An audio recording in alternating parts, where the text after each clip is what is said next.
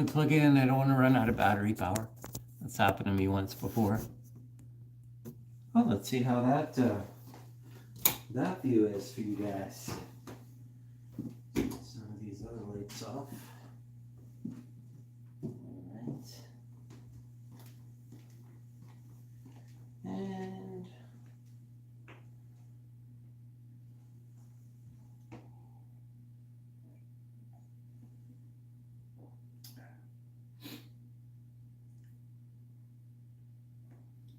well, that looks pretty decent.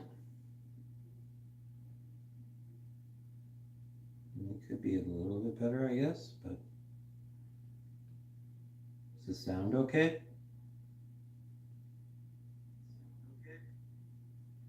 The sound seems to be fine.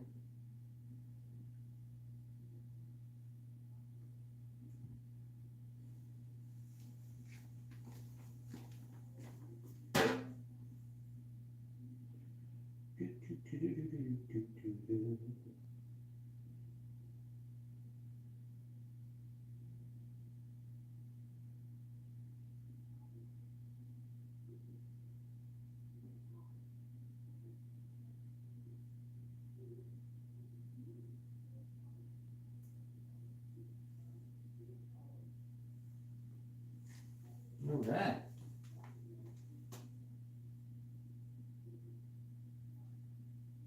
So we have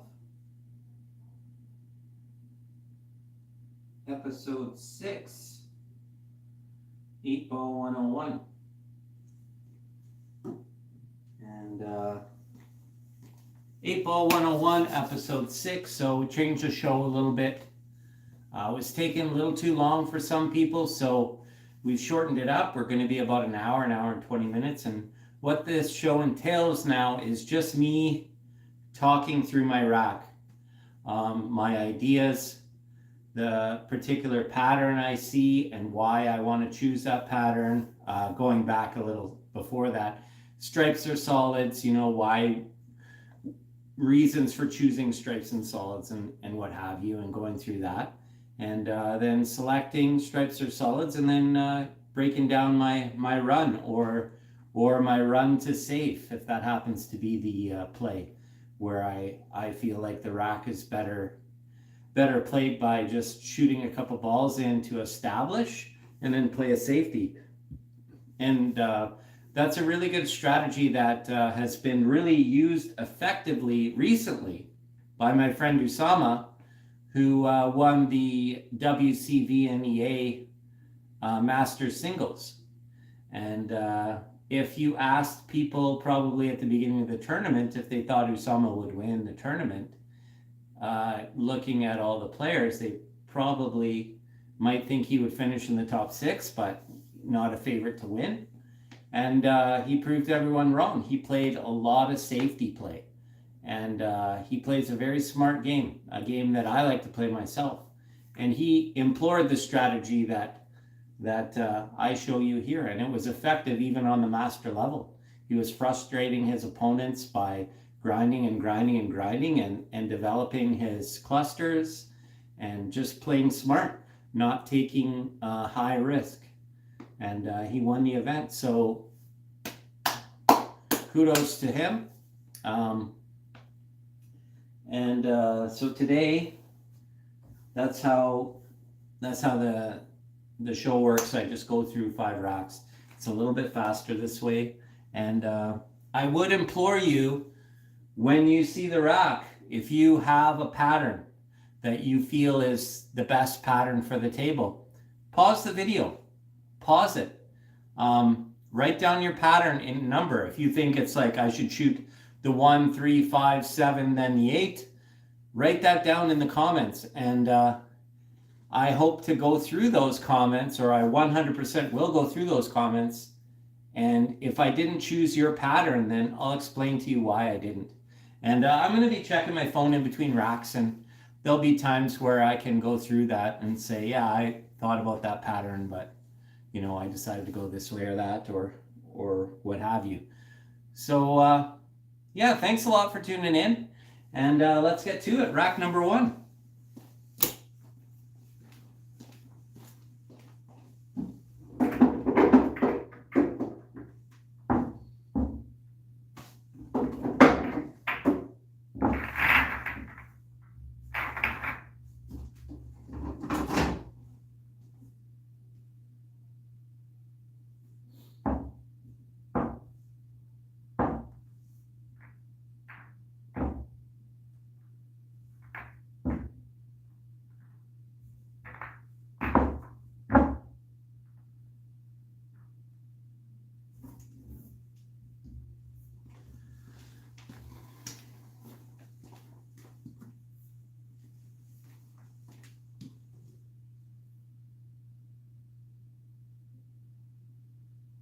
Good evening, Jenny. Rack number 1, I'm hitting them head on here. Jenny could probably help me with my break.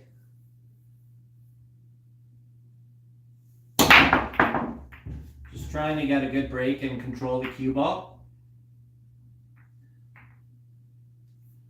Okay, nothing down, so it's an open table.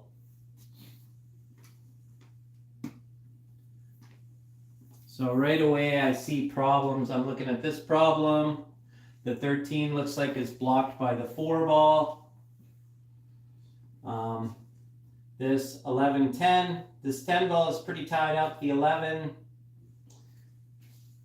really hard shot here. It does go in the corner, and you could play an 11-10 combination.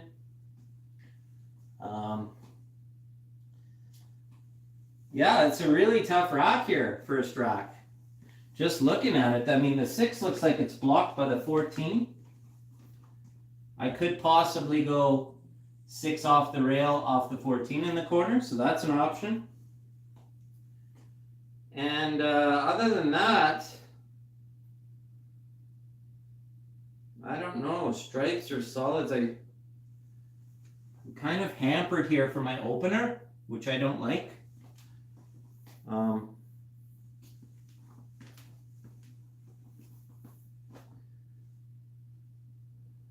I do have a way to pot this 3 ball, I believe.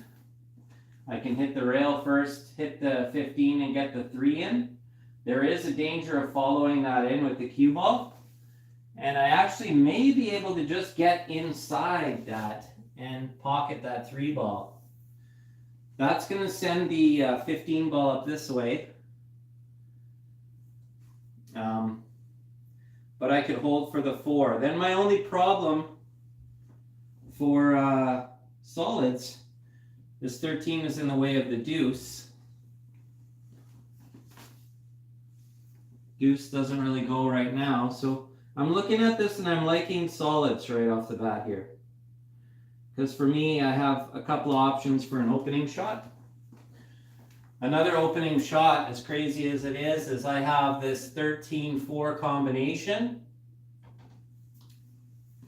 And I believe with that 13-4 combo, I can come up here and develop this 3 ball. And then hopefully the 13 will get out of the way, so then my 7 and my 2 will go there. So it's kind of a touchy shot though.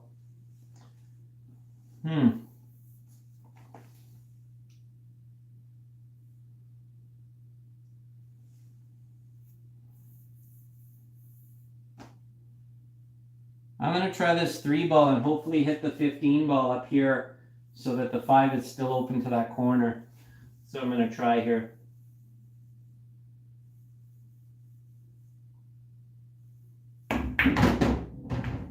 That's not too bad. That's not too bad. I'm pretty happy with that. So now the problems come down to this 6 ball. Which I said before, if we get nice on this 6, we could play it off the rail off the 14. But the only other problem that I mentioned already is my 2 ball. So the 2 ball will actually pot up into that corner there. So this isn't too bad.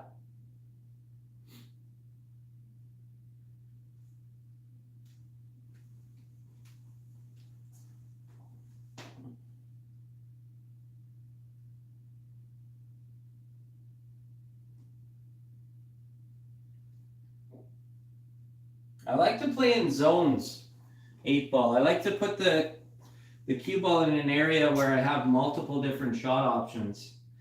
Especially when I have more balls on the table at the beginning, I want to be playing to zones, you know, like where I have multiple shots. Because it's really like, especially if you're in a tournament and you're a little bit nervous or you're trying to find your rhythm, it's a good practice to do because until you hone in and you're feeling good and you're comfortable with the table and you're comfortable with the conditions and feeling confident, that's a different story. Then you could probably play position to just 1 shot. And ultimately in 8-ball, when it comes down to the last few balls, you really do have only one shot to play on. So that's why, in my opinion, 9-ball and 10-ball are more difficult games to play generally, because you only have the one ball to play position on. 8-ball, it's easy, and this is why, well, not 8-ball is easy, but 8-ball is easier, especially at the beginning. And this is why you see in the lower divisions, you see a lot of scores that are like, when you score the game, you see a lot of 10-5, 10-6, 10-7s, because people are good at are always decent at making the first few shots because there are so many opportunities. But when it comes down to the fact that they have to play position on just one ball, that's when shit gets real. So, you know, that's where a lot of the players will falter in the mid divisions. So I'm actually going to play up here to this 7-ball with the idea that I can either stop dead on the 7 and play the 2 up here, or I can bump this 8 and develop it and play the 2 into the center. Like I can use the 8 for position on the 2 into the middle. I don't mind that idea. Just really want to deal with this 2-ball. So, but the thing about that is I'm literally only playing for the 7. If I miss position on the 7, I mean, I have this 6-ball, but it's a difficult shot. I might have this one ball. Another way I could play is to try to come under this 13-ball and straight into the 8-ball, opening up the table a little bit, but I'm really torn here. Really torn.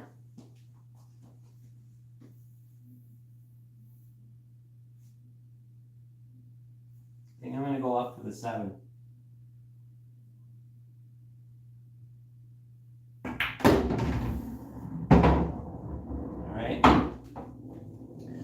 I'm a little bit on the bottom side of the 7 here. I want it to go a little farther. So, let's see. Yeah, 6 is the problem, but 6 will go off the rail off the 14, I believe. And we'll play position off the 6 for the 1. So right here, I'm going to try to draw into the 8 and nudge it out of the way. It's a risky shot, but I feel like I'm kind of stuck in this position now and I'm going for it. Another thing you could play here is you could try to play a safety and freeze the player up to the 8-ball. You know, you just kind of call just a shot if you feel like it, but I don't like to give up control of the table, especially when Stripes has a lot of problems here. I'm not worried about, you know, giving up control of the table at this point because they still have some work to do. So I like to still get aggressive and go for it. So I'm going to try to draw into the 8 just a little bit here. Like that. I'm a little tighter on this 2-ball than I wanted to be. It goes in the corner and it goes into the middle.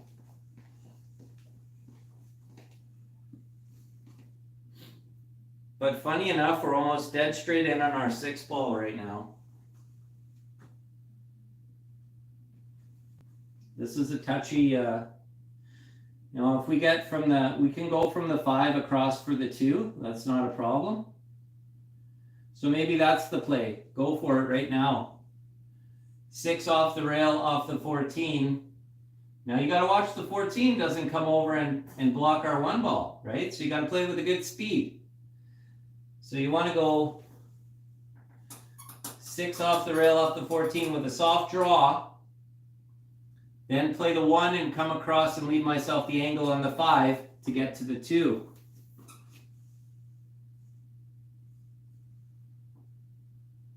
See if we can do this. It's a pretty tricky shot here.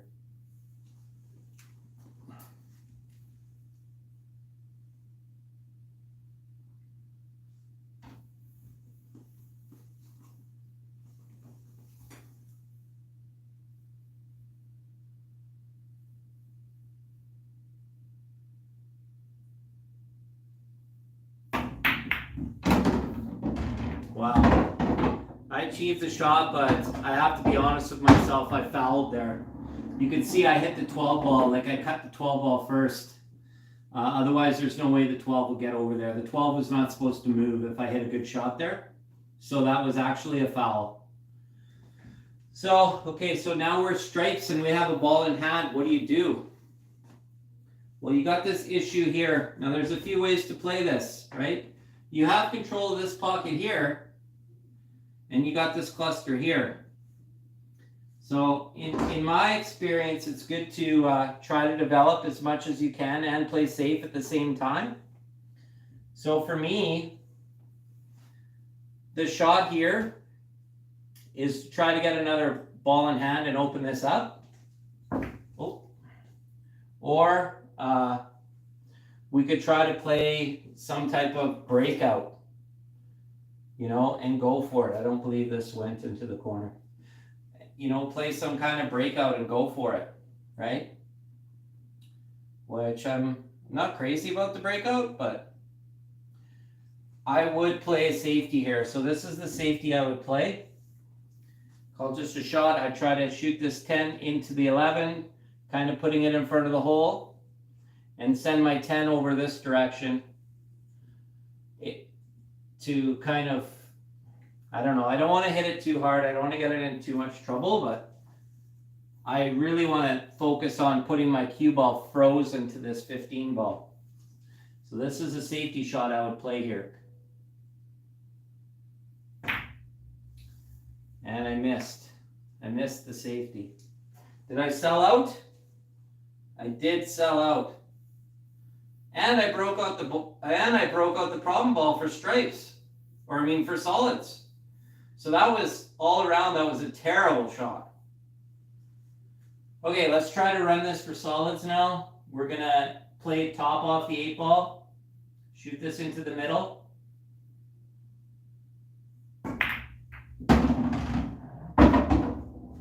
Our 2-ball, like I said, it's tied up. We don't really have a choice. We've got to shoot it now. So let's try to use the 13 and pop out for the 1.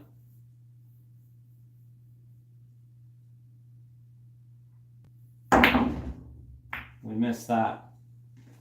Okay, first game is pretty rocky here, folks, as usual. We're stripes now. Stripes now, I see the combination. Or we could shoot the 14 ball. Or if you're not feeling confident like myself and you're not warmed up, you could take an easy ball this way. But eventually you're leaving yourself a difficult ball anyway. So I have a combo, or I could cut the 14, I could cut the 9. What I like about the combo is it kind of ties up the 1 ball a little bit. And I feel pretty confident in the combo, to be honest. So I'm going to play the combo and I'm going to try to come up for this 14 ball.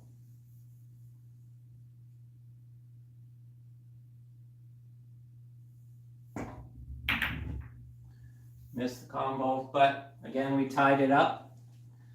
So now if I'm solids here, this is a tough position. Solids, what I want to do here is I want to actually, you know, I'm at a huge disadvantage in this game, but it's kind of funny because I could put the cue ball, if I could put the cue ball right here, it can cause some problems for stripes. Probably leave an easy safety, but it's still making them work, right? Trying to get under there. Didn't quite get under as far as we wanted. Now we're playing high ball again. I have an open shot at the 14. So I think I'm going to take that on and try to loosen up here a little bit. Leave the ball on the end cushion.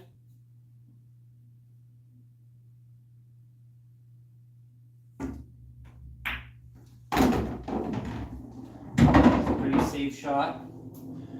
Now we got a pretty good angle to kind of open up this 12.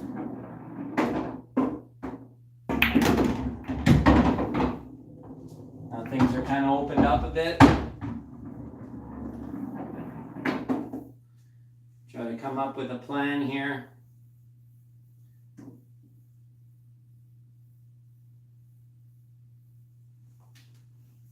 It's 11. I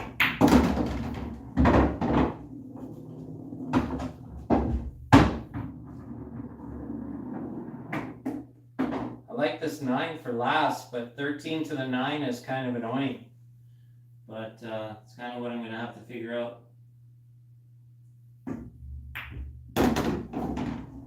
Now 15 to the 13. And where do I want to be to get on the 9? It's actually nice to be a little off center and draw under the 8. Or instead of tempting fate that way, just pop out here for the 8. Or I mean for the 9.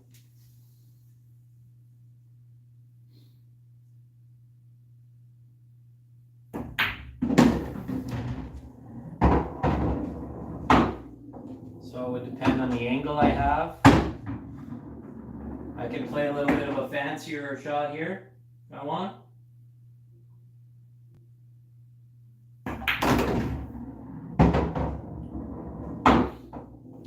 Now I got to come back and forth again on the 9. I underhit that ball quite a bit.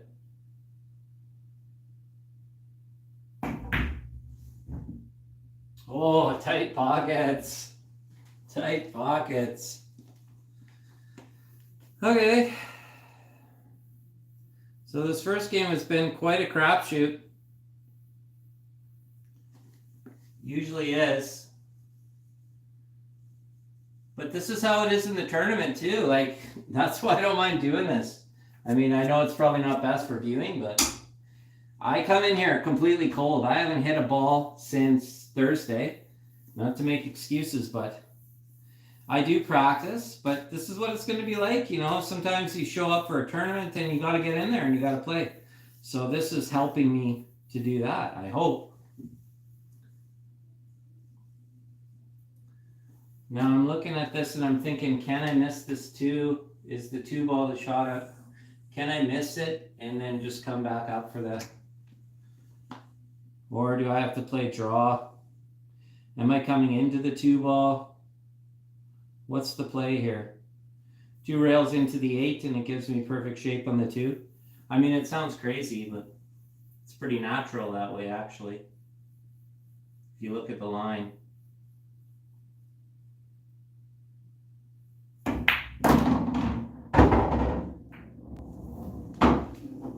Pretty natural to get positioned. Pretty risky shot, I guess, but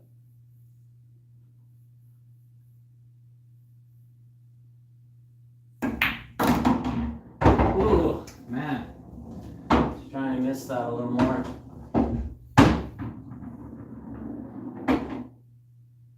Try to cut this in the corner.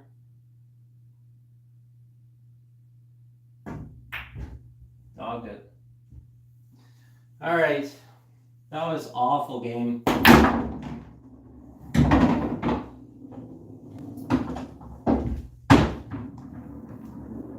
I even hooked myself on this.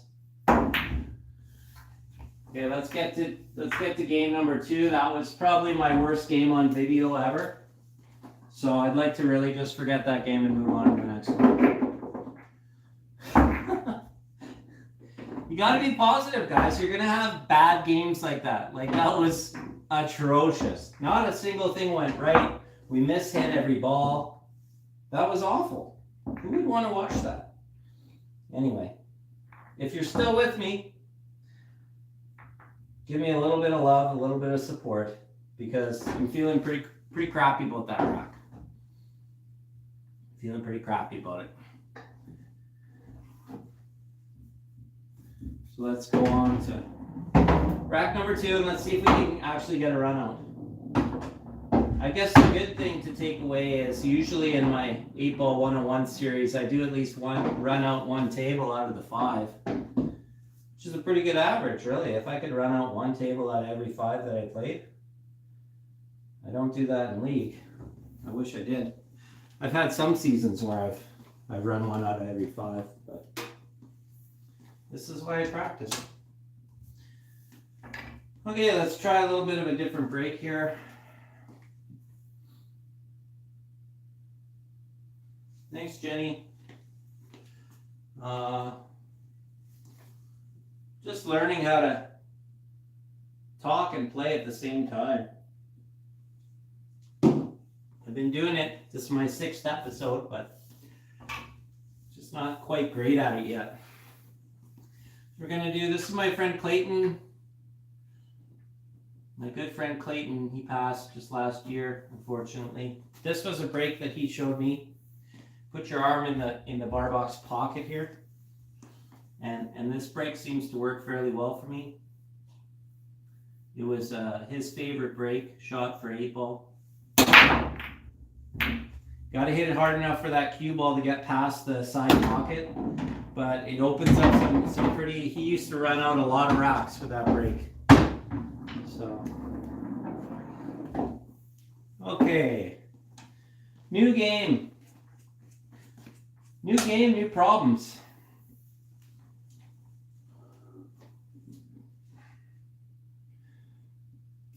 Right away, I always start by looking at solids. Okay, right away for solids, I got this one ball that's tight. And actually this 2 into the middle on my table is very hard, especially where it is right now. And then again, you also have the 3-ball tied up. And if you were to play position down here, you would have to play for the 5 because the 4 doesn't clear the 5. So you'd have to play for the 5, which would be all right because you could play the 5, just nudge into the 3 a little bit and have the 4. So that's a plan. But to me, you have 3 issues. You have one here. I still consider this an issue. And one here, that's 3 issues. So looking at the stripes now. The only issue I really see is the 11 ball. I mean, the 13 is a bit of an issue as well. But if we deal with the 11, I think it's pretty fair to say we can get the 13 out as well.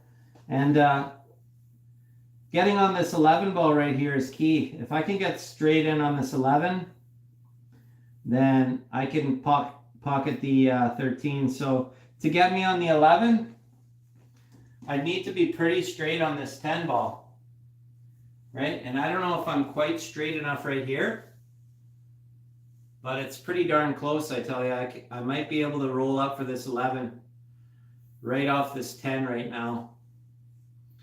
Now I would be playing it to pretty close, so pretty risky. I could actually even play into it. Maybe that's the way to do it. Play into it, but I'm not a play into it kind of player. I don't like to jumble the balls around if I can avoid it. So that's just me. I feel like unless you have no other option, it's just inviting the pool gods to interfere in your game. So I'm really looking at this 10 ball right now, and I'm thinking, how square can I hit this and still make it? You know, like I'm actually almost aiming to slop this in. That way I'm hitting it as straight as possible, and I'm keeping it as close to the rail as possible for position, right? Playing a little bit of spin on this helps too.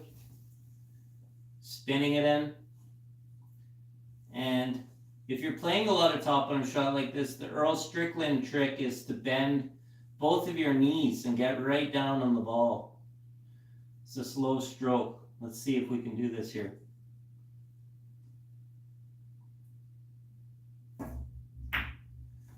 I think we might have got there. That's not too bad. I can certainly pot it from there and get position on this 13 ball. I'm coming into the 3 now. The danger of that is if I hit the 3 too far over here, I'm blocking the 8 ball from this corner. Granted, the 8 ball goes in other pockets, but you know, if you can avoid tying up the 8, you'd want to do that. So I'm going to look at my angle here that I need for my 13. I'm going to visualize the entire shot. I'm going to line up my contact point, align my shot, get down and execute.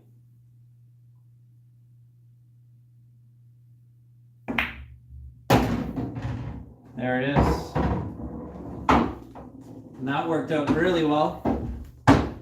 I've been trying to be more measured in my approach.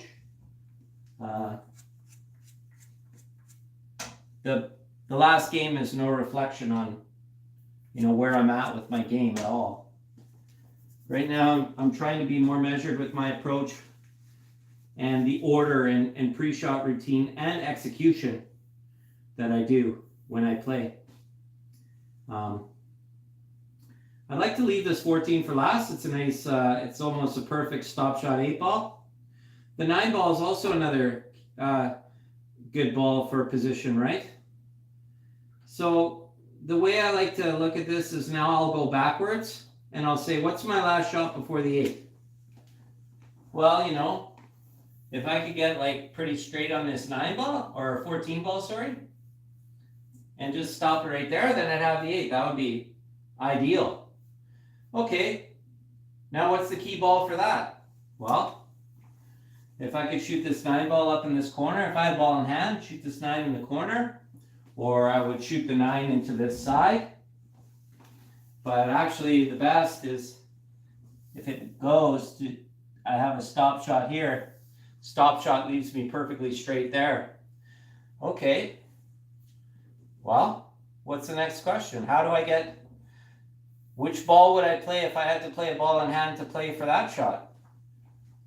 Well, maybe I'd want to shoot this and just come up here, and then I have that 9 in the corner, which is a better shot. But if I miss the 9 in the corner, I could get the 9 on the side. So maybe playing for the 12 from here is good. All right.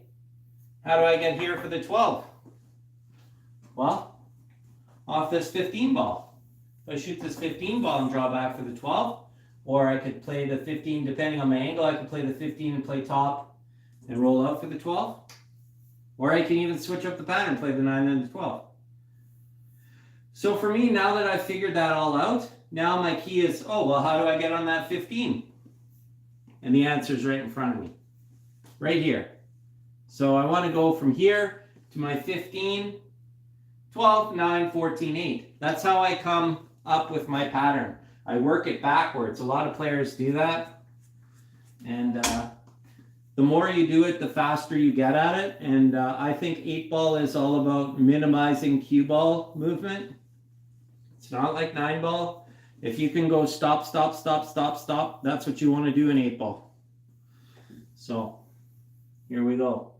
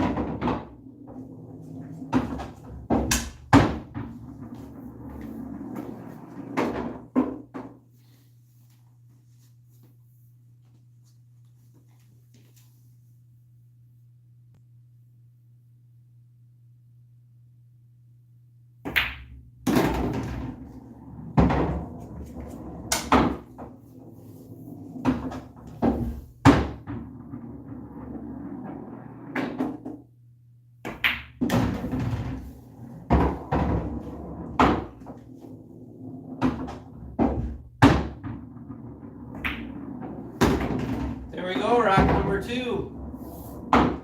We actually got a run out. That was a huge improvement on rack number 1. Do you have any questions about that process? why I do it that way. Do you do it like that? Do you work it backwards? I find a lot of players do. It's kind of a good way to figure things out when they're all open. When you have breakouts that you need to do, it changes that strategy a little bit. It changes that pattern and way of thinking about it. It becomes more about how can I deal with this problem early, and how can I break out said problem and still have other balls to play position on in case breaking into that doesn't go the way I wanted it to, right? If that makes any sense.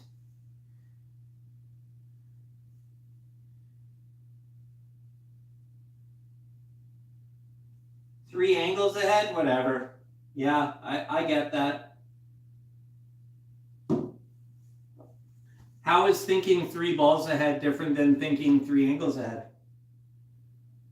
I mean, really, you should be thinking one angle ahead, no? You always want to be in the right side of the ball. I'll have to watch that video, though, because Sherivari is, I'm a big fan. I like his videos. They're awesome. I'm a big fan. Thanks, Jenny. Okay, so let's carry on with that break. It's the break I'm going to be using at the CSI tournament. Jenny, this is the break I'm using at CSI. If it doesn't work out, I'm going to do something else. This is what I'm going with here. Didn't hit that one very square. But it seems like it's one of those breaks when you hit it poor, the rack is a mess, which is okay, because then you're entering a chess match, right? Oh, and I broke with my playing cue. Maybe that's why it happened. I accidentally broke with my playing cue. Much softer tip. Should we just re-break that? This is an absolute disaster. Let's just re-break it. Or should we play it out? Let's play it out. Let's play it out. I'm going to show you guys how I think of these tough racks. Not like I'm a master of 8-ball or anything. I'm just an amateur like everyone else, but I'm going to let you in on how I think about these tough racks. Now, the first thing I see is the 8-ball goes. Let's start with low ball. I see a lot of congestion with low ball. A lot of it's tied up. The 7-4 doesn't go. The 6-1 is complicated.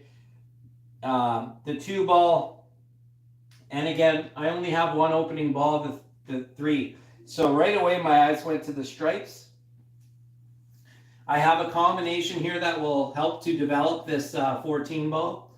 Or if I can somehow play, if I can somehow get the cue ball into this area, a lot of good things can happen, you know. And sometimes it's just about peeling away one ball. It's really funny. If you just peel away this 6 ball, then the 14's open, then it's like boom, boom, boom. You get rid of all those balls.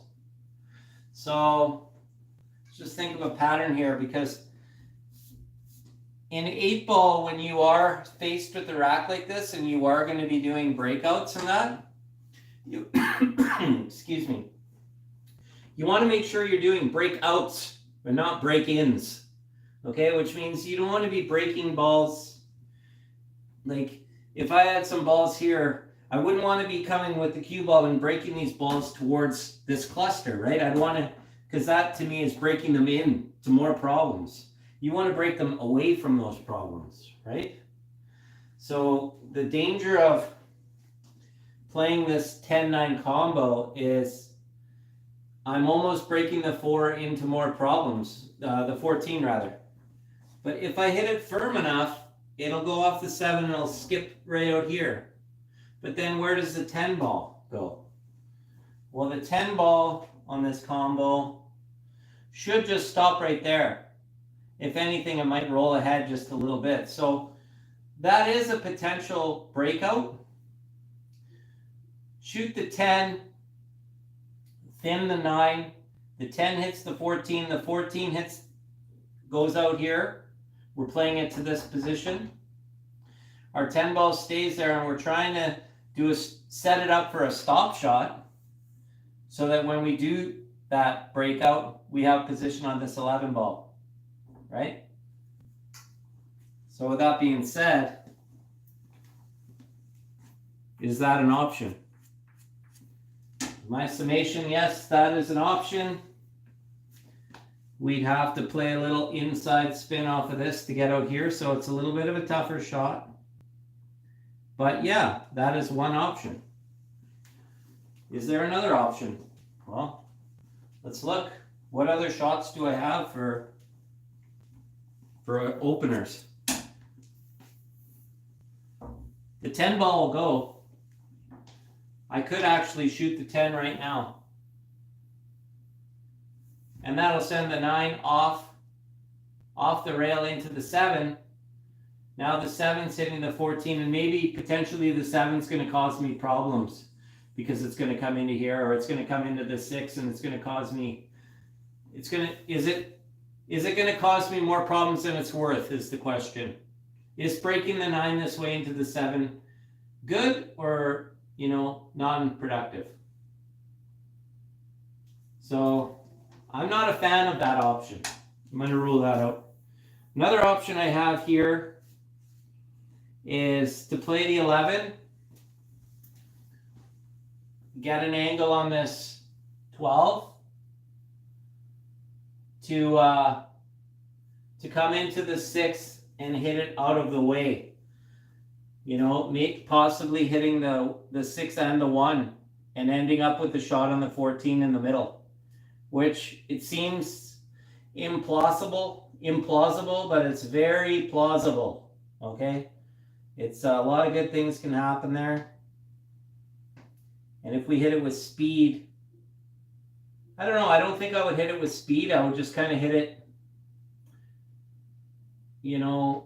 Adam Sandler like, just kind of hit it at a medium pace and just take what I get, really, because the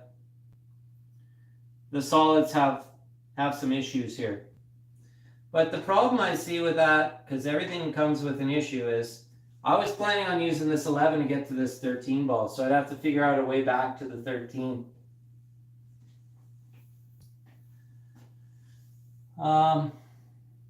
Just looking at this now, 12 to the 6.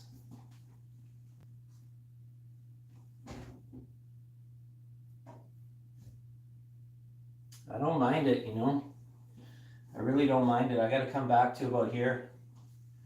So I'm going to visualize.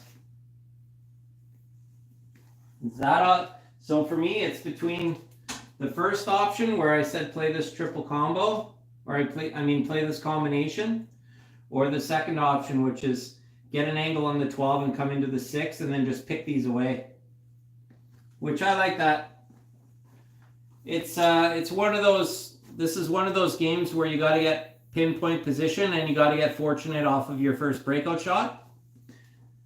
But in my experience, that's worth the risk, because it's a tied up table. If things don't work out as planned and I shoot the 11, I shoot the 12, and I somehow, don't get what I wanted, there's still a lot of work here to do for solids. So as long as I'm not giving up a ball in hand, I can try to play some type of safety, even if that safety means leaving them distance, leaving them on the rail with not much of a shot. That's what I have to do. So that's my plan. I'm going to try this 11 to the 12. I just want to be on this side of my cue there. See if we can do this here.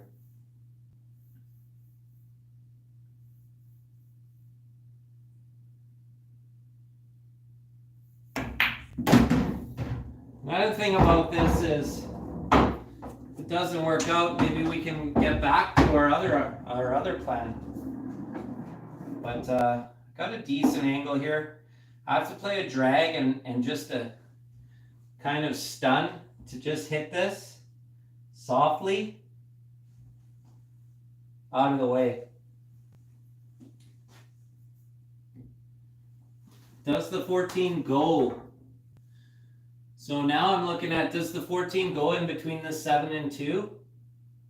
because what I can do now off this breakout is I can come into the 1, and the 1 hits the 10-9, and maybe that opens me up to be able to pot the 14 in the middle or the 14 in the corner, and hopefully I end up on either the 10, the 9, or the 15 for a shot next. And you could hit the 12 a little more aggressively that way. So maybe that's the way to play this. I think with the angle I have, it's a better way to play it. Play into the 1 square. I like my odds of coming out with a shot on this. Let's try that. Playing this with a low cue ball.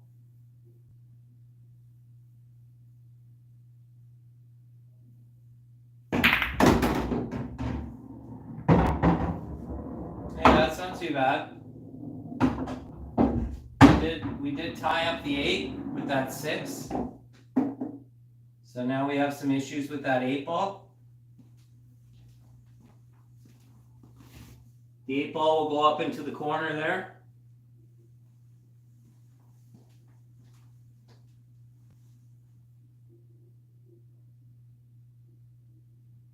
Now this is a tough table from here.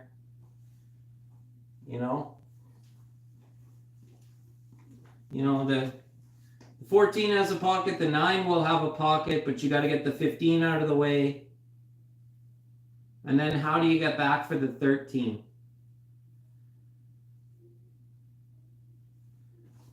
Okay, well, it's obvious to me I have to play the 10.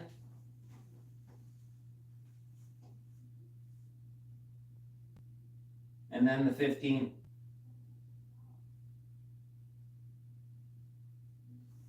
So, where do I want to be on the 15? If I replace the 10 with the cue ball, that's not too bad. I'd like to go a little farther and then play draw. Hey, maybe if we drew into the 8. Yeah, just thinking of possibilities here. I'm going to play this 10 and roll up a little bit, just slightly.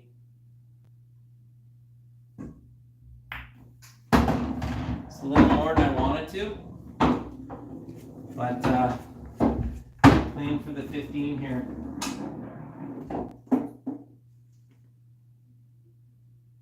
Now,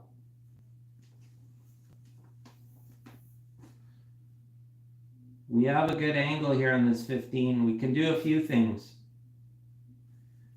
We can come under and play for the 13, right? We could try to come into the 6. 6 bumps the 8 out, hopefully.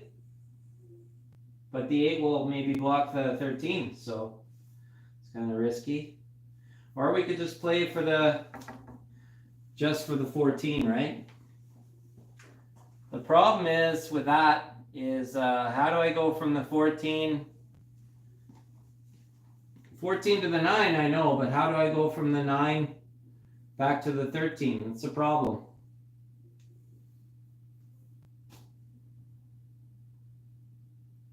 So actually, if we can come into the middle of these, the 5 will bump the 13 out here. It's an option. Huh. It's a touchy little table here. I'm looking at the 6 ball and I'm trying to figure out how do I come into that 6 ball,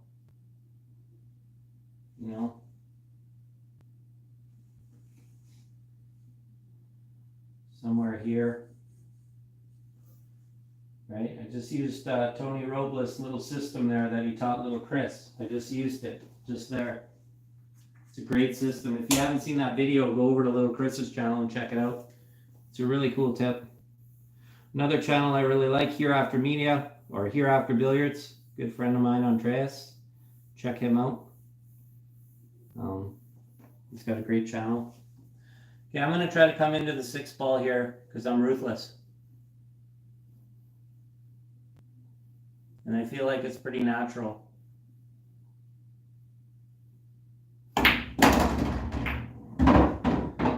Okay, That wasn't too bad. You know, I felt a lot of things, good things could happen coming into those. I thought if I hit the 6 square, I got the 14. And if I split them, I did feel like I might have a shot on this. So now we got a little bit of an out here, but it's tricky. But like I said, I don't want to disturb the balls if I don't have to. There, I had to do something. So now I just play for the 14 and I play for the 9, and I don't get too greedy. I just shoot the 9 and I try to leave myself a cut on the 8, you know, where I can cut and the cue ball touch here and come back up table. Even playing somewhat safe up here if I miss the 8. So that's what I'm going to play for. I'm looking at the angle here on the where I want to be on this 14. It'd be better to be on this side of it a little bit, so just going to try that. Follow through here, bend the knees, little Earl Strickland trick. Not too bad, we're on the right side of this 14. We've got more angle than we wanted, but it's pretty natural to just roll this in the middle. And it's looking like I'm going to end up almost dead straight here nicely. If I can come here, then I have a nice, you know, it's another thing to think about, like, you don't want to be here, right? You don't want to be, you'd rather be on this side. You want to really look at your next shot. You know, you obviously want to think 3 angles ahead or 3 balls ahead, whatever you want to do, but you really want to care about your cueing too. I don't want to be on the rail. Like if I'm on the rail here, I can almost just put top on it. I don't want that. I want to be able to get under the cue ball at least. So when I pot this into the middle, I'm going to be really focusing on trying to keep the cue ball off the cushion a little bit, right?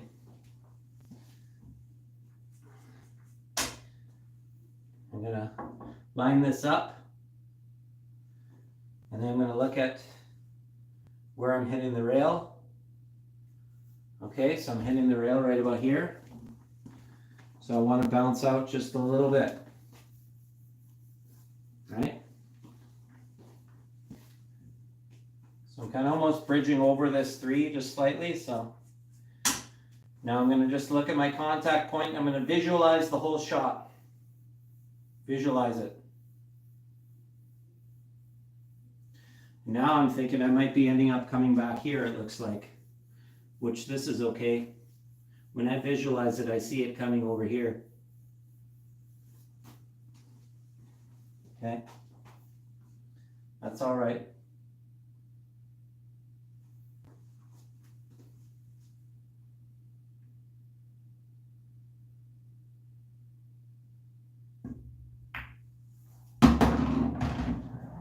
Off the rail like we wanted. Pretty straight in here, so this is pretty good. If a guy wanted to get really greedy, he could draw right into the 2 ball for perfect position here. So let's try to let's look at where our pocket is for this. You know, because if you draw too close to the 2 and don't touch the 2, you can't make the cut. So it's either commit to hitting the 2 ball or stay well above where you can still make the cut. If I were right where I am right now, this would be a perfect spot for that, but I don't think I can get there because I'm, as you can see, I'm about a half a ball to the wrong side of this. So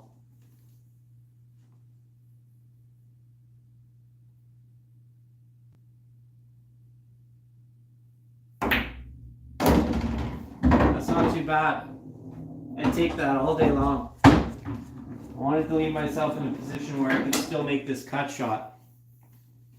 Right now, it's looking pretty scratchy, right? So I'm gonna have to play a slow stroke on this with some bottom, or overcut it slightly and play some top. Like either overcut it slightly and play some top to avoid this corner, or hit it a little thicker and play some bottom to avoid it on this side, right? It depends what you're comfortable with, and it depends what exact angle and how well you can see your tangent lines, right? And that just comes with visualization, learning how to see it better. So for me, it looks like I'm not scratching. I'm hitting him right before the corner if I play bottom and a little bit of spin to spin it in. Spin it in to win. So I'm going to try that. I'm going to play a little outside spin here so that I can hit the ball a little bit thicker.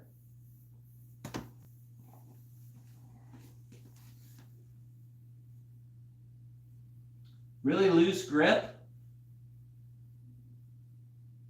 Really firm bridge hand.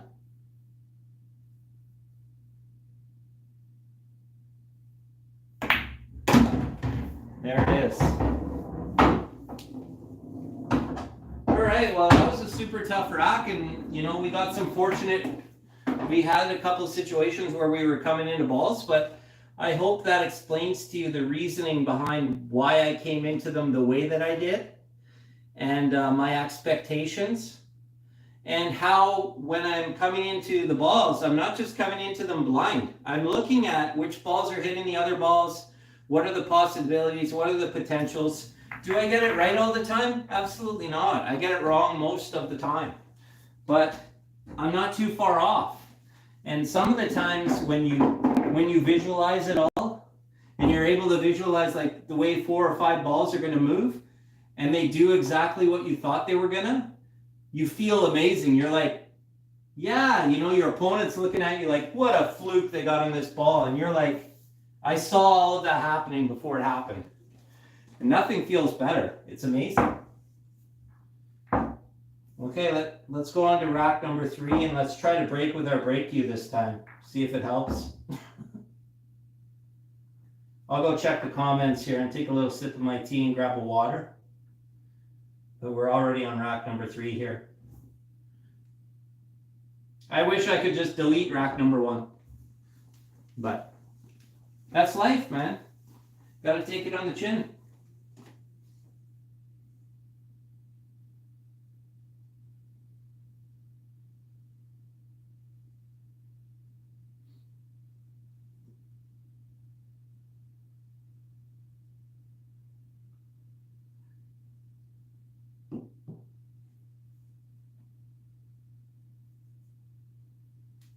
Oh, my backhand is dropping on the break, eh? No, it's not. I got to really work on my break, and that's why I aim low. And I end up hitting higher on the cue ball. It's kind of like in golf when people slice or hook, and they adjust their position for their slice or their hook. So I've been looking for someone to help train me on my break. Stephen Holam. I have a couple other people that I hope to be working with in the next year just on my break specifically, because it's really what needs the most work, and Jenny just exposed that. So thanks, Jenny. Just kidding. All good. That's why I have this channel, because you know, I need the tips like that. I need people chiming in and telling me, you know, if I lifted my head, if I move. I know I move a lot when I shoot, and I'm hoping, like, that's another issue that I'm trying to really address, right? And not only that, I was a little more wild with my pre-strokes and my actual delivery, and I'm trying to really tune that up. And you know, timing, I'm trying to get my timing down and be more repetitive with each stroke, and I'm seeing some improvement in that as I watch my videos back. So you know, that's really working out for me. Let's see here. Backhand dropping.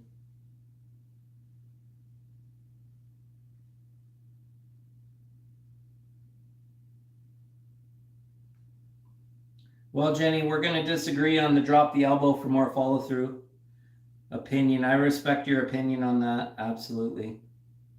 And what works for you is best, 100%.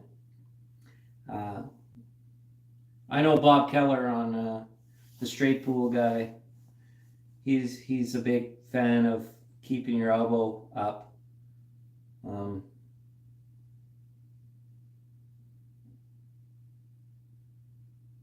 Yeah.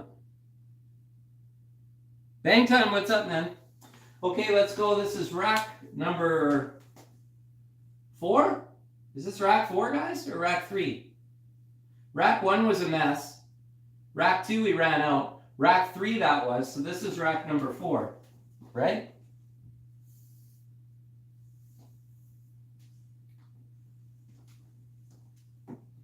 So we ran out racks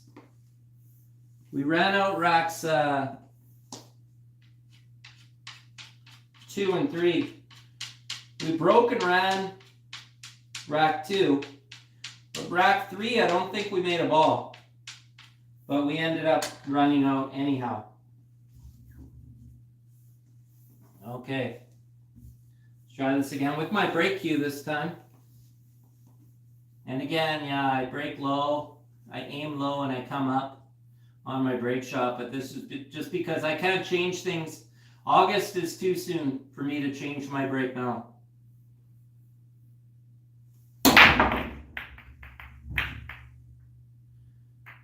So that was a great break. Really happy with that. Good control of the cue ball.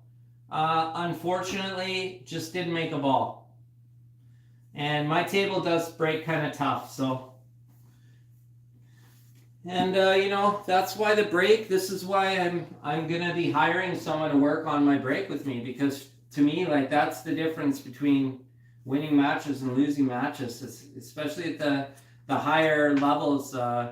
It goes without saying for pros, of course, but even the higher level amateur players, they'll eat you up if you're not making a ball on the break, especially in an alternate break format, which I'm not sure if the tournament I'm playing is alternate break or what, but.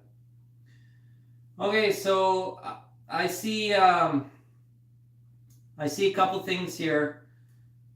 Could you run out low ball? Yeah, probably. I'm looking at this 13. It does go by the 5. For me, the biggest thing here is not only the opening shot, but whenever I see a situation like this, where the 8 ball is surrounded by a group of balls, I tend to like to, if possible, if the rest of the rack isn't, you know, horrible, I tend to choose this group. And the reason being is I know once I go tic-tac-toe and get rid of those 3 balls, the 8 ball is wide open to shoot in.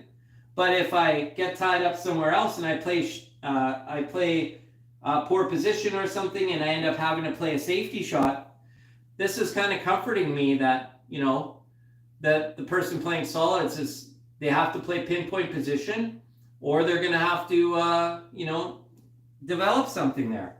So deciding which balls you choose is important, right? So with that being said, I want to leave these 3 for last. And I want to deal with these 3 first. And I already see the pattern, right? Like I'm starting to see it pretty quick. But again, it's going to move through it backwards. And there are a few different ways we can do it. This 10 ball goes, right? The 9 ball is actually the toughest ball for strikes, you know. It will go into the middle. So, you know, you could play 10, even if you got a little off angle in the 10, that would be ideal. You could draw to the cushion and out for the 9, and then play the 8. Well, how would you get on the 10? Well, the 12 would be a good ball to get on the 10, right? How do we get on the 10? How do we get on the 12? Well, the 13 or the 14 would both be decent balls to get onto the 12. So what does that leave? That leaves the 15 and the 11, right? So I'd have to play the 11, then I'd have to play the 15 and somehow get on these balls, which I don't like that. I don't like that pattern. So I'm going to ixnay that pattern right there.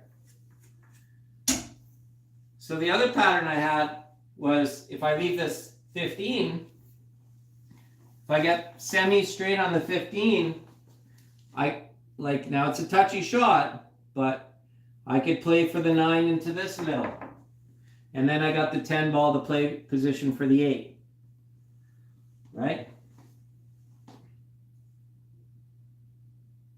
But how do I get to the 15? Well, again, off the 12. I could play the 12 to the corner. It goes in both corners. It also goes in the middle. So I could play the 12 and get on this 15 fairly easily. Well, how do we get off the 12? Again, we get to the 12 off of these ones. But how do we get on these ones? This is why I like leaving this ball here right now.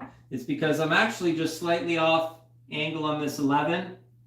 And I can draw the cue ball right back past the 2. And I can honestly get on this 14 right now. Right? Let's say I underhit. It's not bad either. Because what I can do is I could play the 12. And I could come out for the 13. Play the 13 and then use the 14 to get back onto my 15 ball. Does that make sense, you guys? So for me, the pattern I saw right off the bat was draw back on this 11. And honestly, it was to draw back to here, play the 12, come across, play the 13, use the 14 to get onto the 15. And I have to be, the key of the game is to get nice on this 15 ball so that I can really control my position on this 9. And then 10 to the 8 isn't too difficult. So it's good to try to even draw over here for this 14, because this 12 ball not only goes into the middle, it also goes to there. So that's another thing to think about. So I'm going to try that. 11, and my plan is either 12 or 14.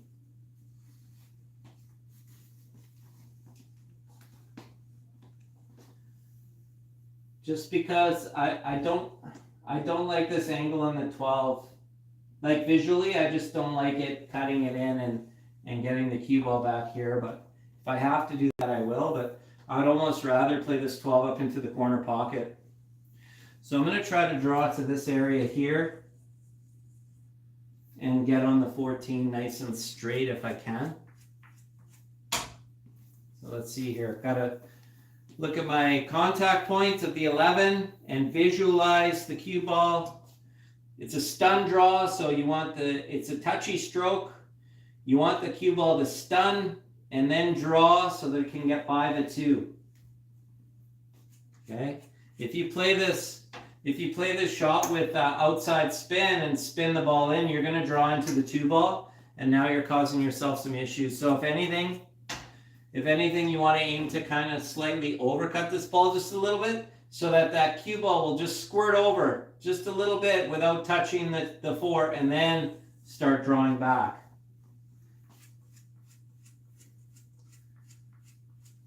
There's a big difference in how you stroke this ball.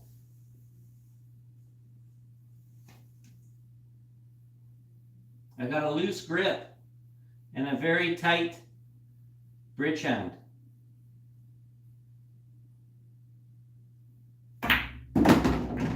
See, and I got 2 into it, and that's why I hit the 2. I needed to play less draw and more stun. But like I said, our backup plan is there, right? Now we have no choice. This is our backup plan. That's why I played it like that. I played it 2 ways. I was playing for this, and if I end up with this, so be it. You know? Okay, this is one of the key shots here.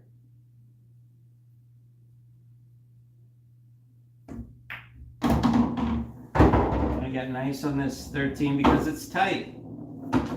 Okay? And now this 14 is past, it's this way from the 2. So naturally the cue ball will float past the 2. But it's good also to play, if you can hold, to play cushions towards, right? But because this ball is so tight and I'm confident in my position play, I'm really, most of all, I'm really focusing on potting this ball. Because if I get too greedy on a shot like this, and we've all been there, you get too greedy for position on your 14 here, and you dog this ball. Because you need to focus on making this shot. It is tight. I have half a pocket here, so I have just enough to make it.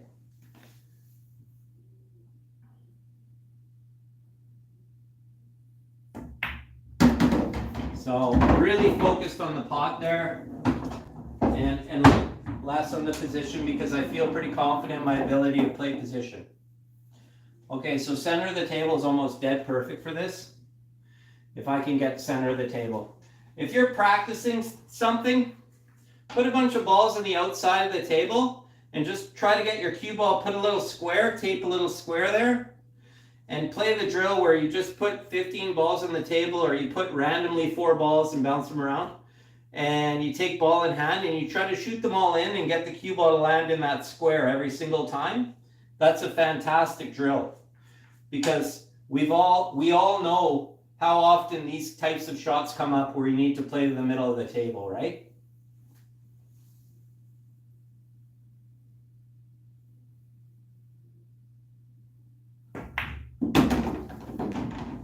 Looks like I hit this pretty decent.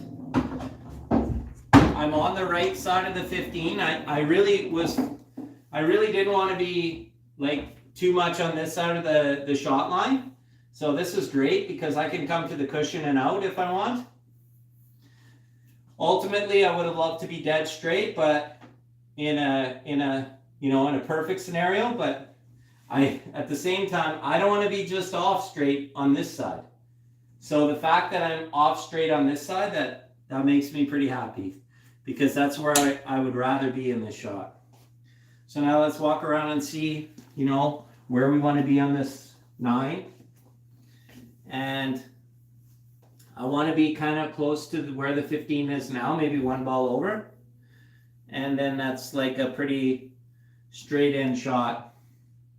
I could float it. If I give myself more angle, I'll have to play tops and come off the cushion and back out.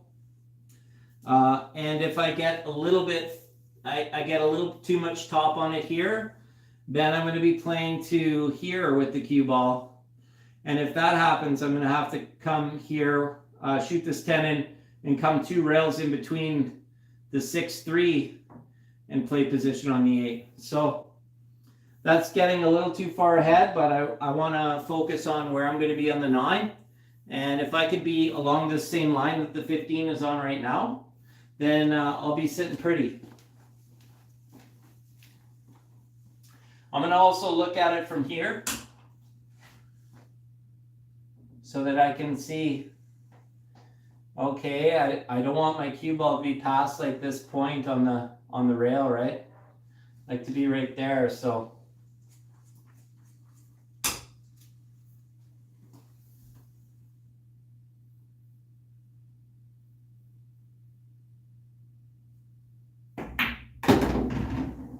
It's not too bad. I got a little bit more angle than I wanted here. Should have played just a little bit of top, but I was afraid to hook myself. So now I'm coming to the rail here, and it looks like I'm coming into the rail just about here. So, this is not ideal. I'm cutting the 10 ball back into the corner, and I'm coming into the 8. Okay, so we want to try to make it so that, we can get as flat on this as possible. So that we have a better chance, and we don't want to be on the rail, so we have a better chance to use our skill and control and try to really focus on potting this ball, number 1, but second of all, controlling how we hit the 8 and controlling where the cue ball goes as well after that. But before we get to that, this 9 actually isn't the easiest shot right here. So another option here is the Skylar Woodward bank side option, and I don't like that.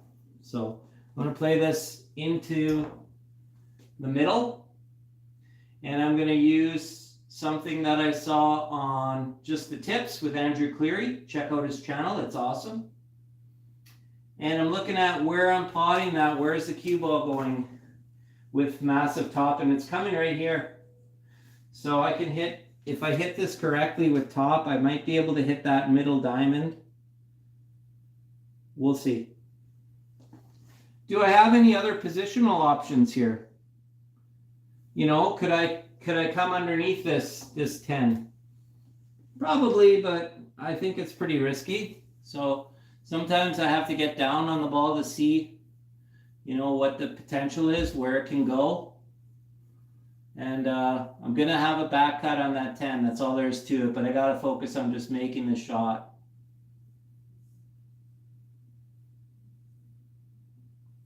Get as close to it as we can. All right. That's not too bad because now we can at least control. We could play a bank on the 10 if we wanted to. You know, if you're really confident in your bank shots, you can bank this. I actually have, I'm so decent on this, I might be able to play a draw, slow draw, and just barely move that 8 to here, and the cue ball comes up here.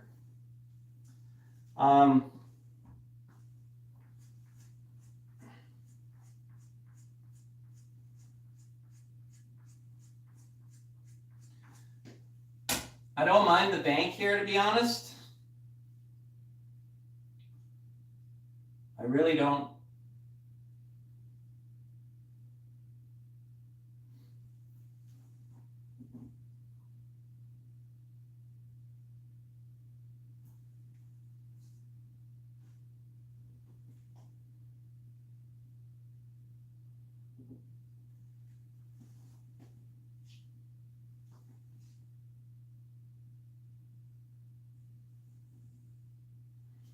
Yeah, I don't mind the bank here at all. Because like I said, if you can avoid touching the 8, it's always better. But a bank is risky, right? But on a bar box, if you play the correct speed, it's not that risky of a shot. What would I do with all the pressure on and my team watching here?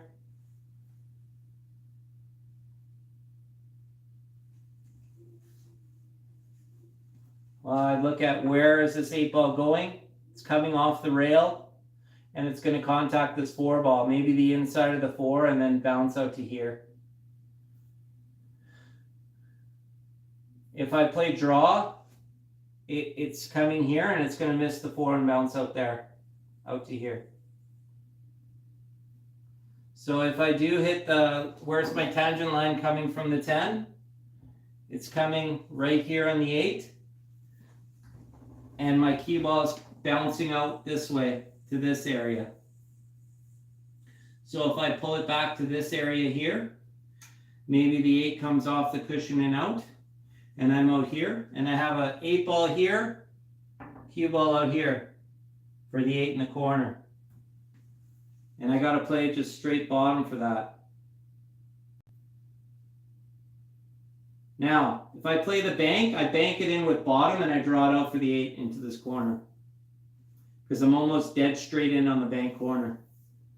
What do you guys play? You guys play the bank, or do you play come into the 8?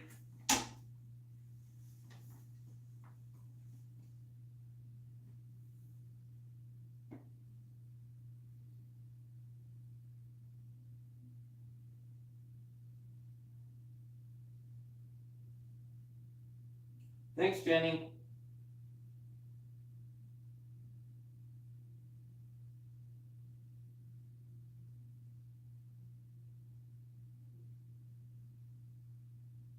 Soft draw, I don't like it.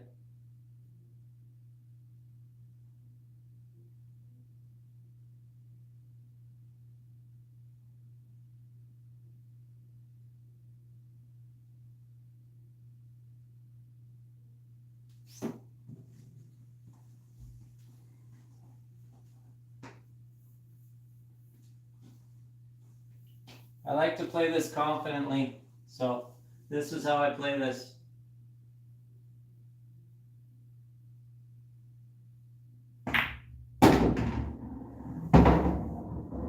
Not too bad.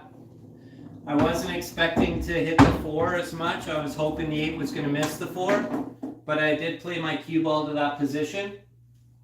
So that's not a bad rack there.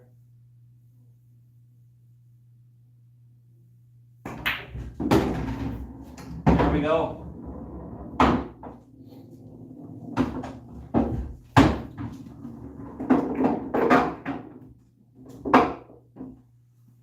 Spot the 8 now. If we were solids, let's just hit some balls here. Just run out the solids. Wanted to be straight in on this 7, but okay.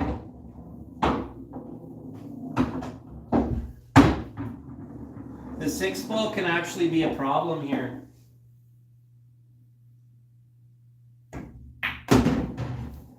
So it's good to get on it.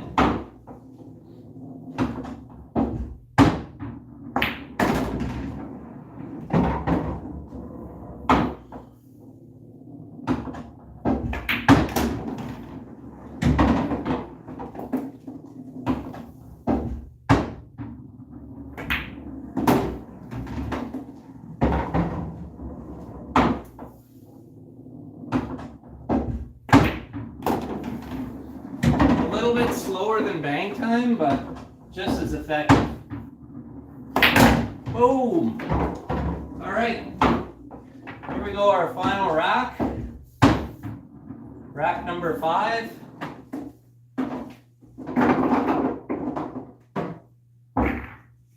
And bang time, I'm glad you missed the first rack because it was atrocious. I must have took like 16 shots at the table. It was one of those racks where, like, if you're watching somebody's live stream, you're like, I'm surprised anybody survived that first rack. Don't go back and watch it, please. It was atrocious.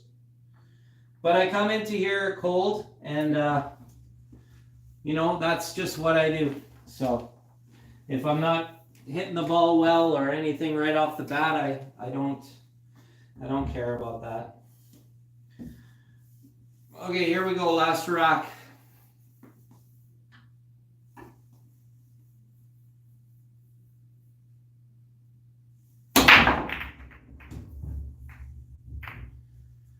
Man, just break and dry everywhere. This is a tic-tac-toe run out for stripes all day long. You know, you got some issues here with the solids, so I wouldn't even look at solids. It's all about the order.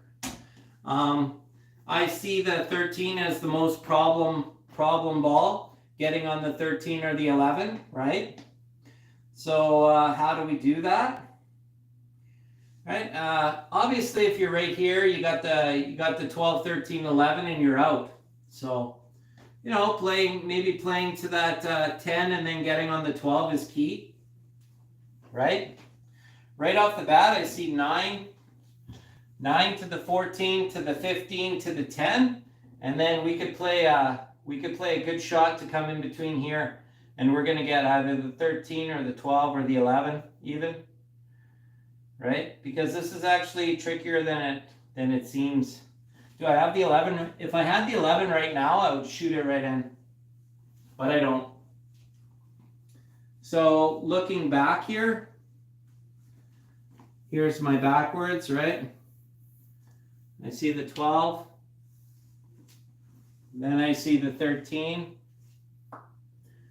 Then I see the 11. Then I see the 8. So the key is getting on that 12, which I could get on it out here as well. I could get on it from here. 12, then play to the 13. Or I could even stop and play 12, play the 11 and come out. A lot of good things can happen there, but the key is getting on the 12. So let's go.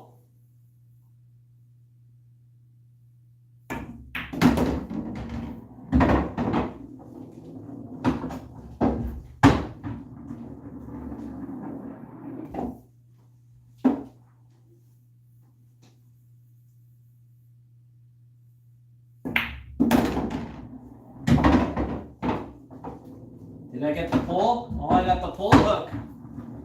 That's what I was trying to avoid there by walking over there, and now I got to bring my little cue out.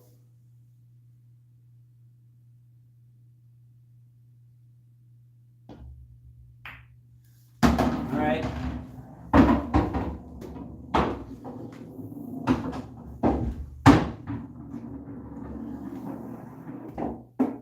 Pretty natural. This lay's pretty natural to come in between.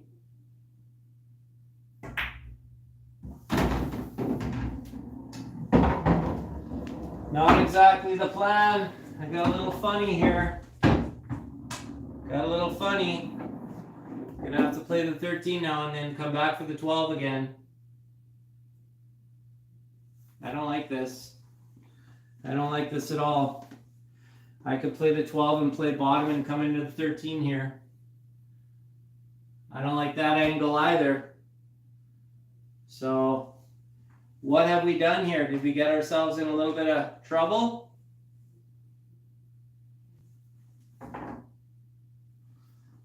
Let's do a crazy shot and try to get on the 12 here.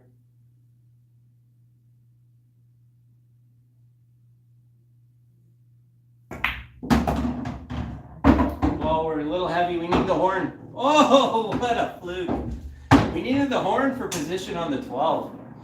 And we got it. We almost got ourselves in trouble there, and we're still bridged up on the rail here. Got to make a good shot here still. Oh, that table is too easy. How did we not run out? All right. Anyhow, now we got some issues here because we got solids, right? Now solids. What do we do? I know you're asking yourself, did he do that to keep the stream going? Maybe, but not really.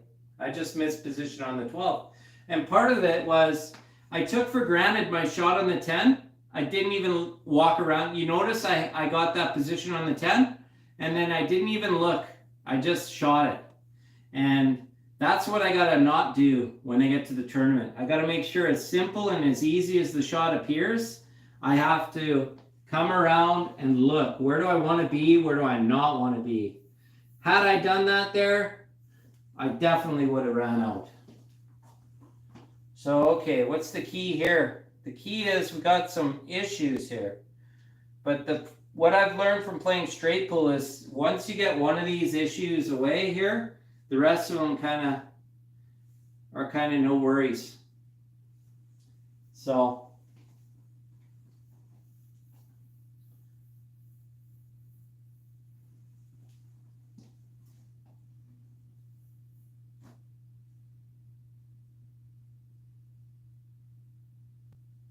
I'm looking at how can we develop these a little bit. The 4-5 combo isn't too bad. It's pretty reasonable.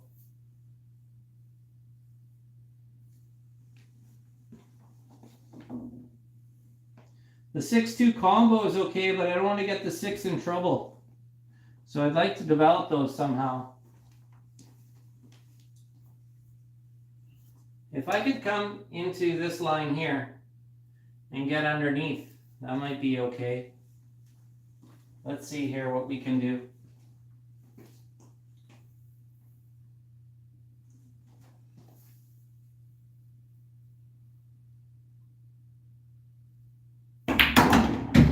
Get by it. Oh man, the horn again.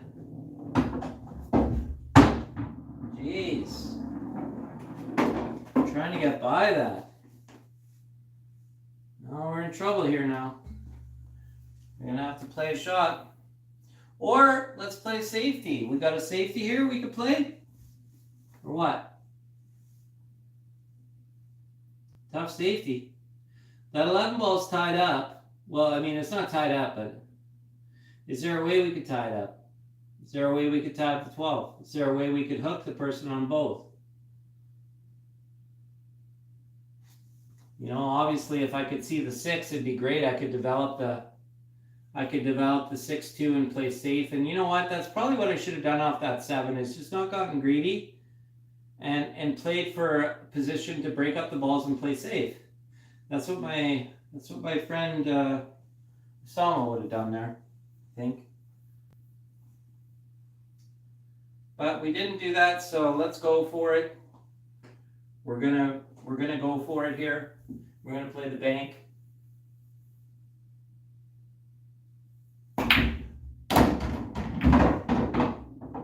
get some development. Hopefully we didn't get the development we wanted. So maybe now it's time to play safe.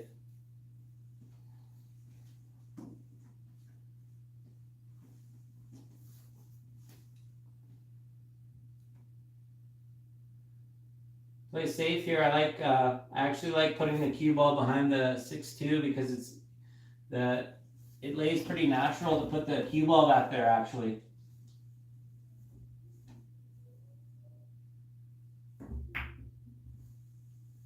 Oh! Needed to come a little flatter. I might have sold out here. Looks like I did.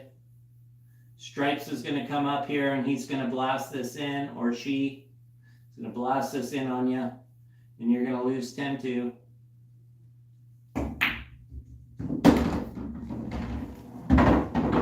Right?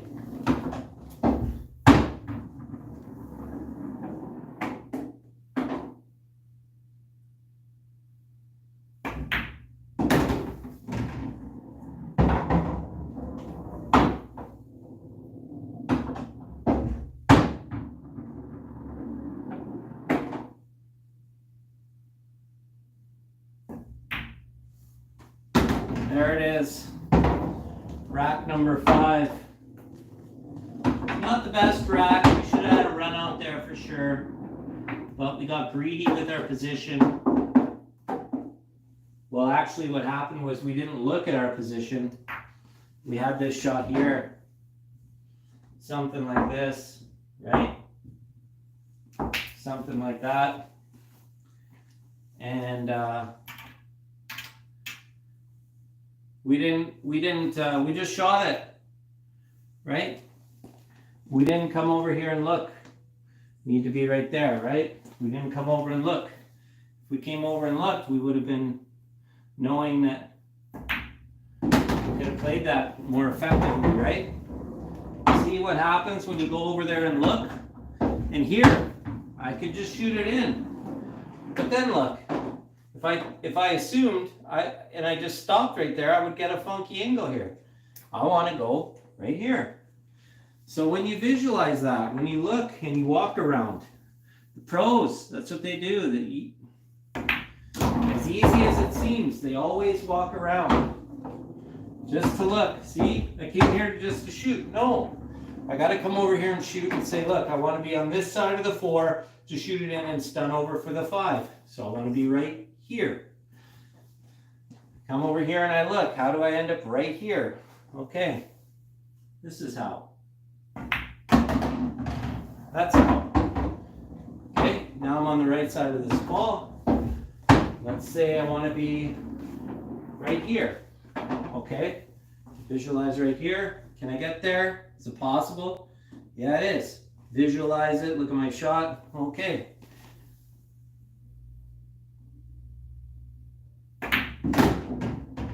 And there we go. You know, I was over there, but it's pretty close. Okay, guys, thanks a lot for tuning in again. It was a lot of fun. I really enjoy these sessions, and I'm hoping they're going to be just like a little bit, you know, faster, right? I mean, I don't know how long we've been going here, but you know.